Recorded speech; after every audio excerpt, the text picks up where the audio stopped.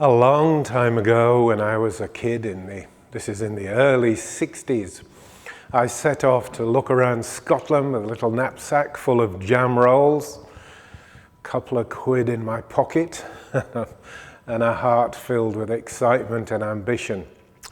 My, how times have changed. Today I'd want at least $500 and a credit card and an ice box full of pies and lemonade and possibly some champagne too.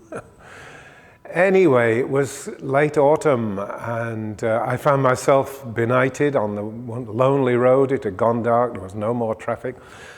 So I pulled over to the side and slept under a haystack.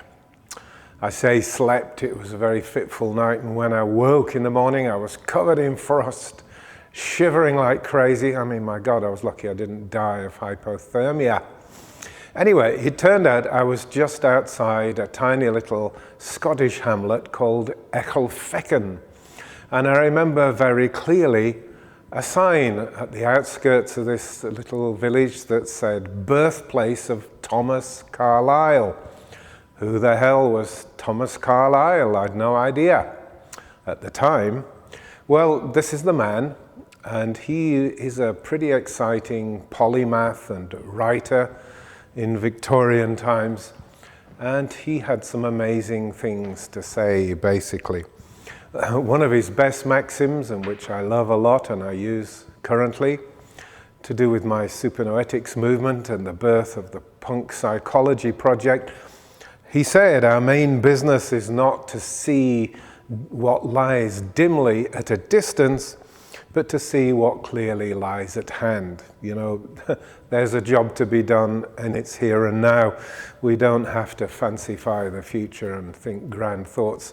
Let's just get on with what needs doing. Carlyle also said something else. I mean, he was a good writer. He was a bit of a grumpy old fart. But he said some wonderful things like this, for example. Present time, or the now he was talking about, defined by Carlyle as the youngest born of eternity, child and heir of all past times, with their good and evil, and parent of the future, with new questions and significance, on the right or wrong understanding of which depend the issues of life and death. That's exactly where we stand today. In supernoetics and with my punk psychology project, we are in fact parenting an important future. It's time to act. The time is clearly at hand.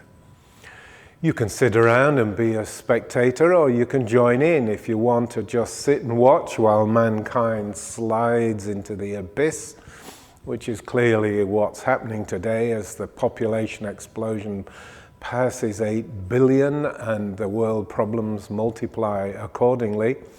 Or you can step in there and act.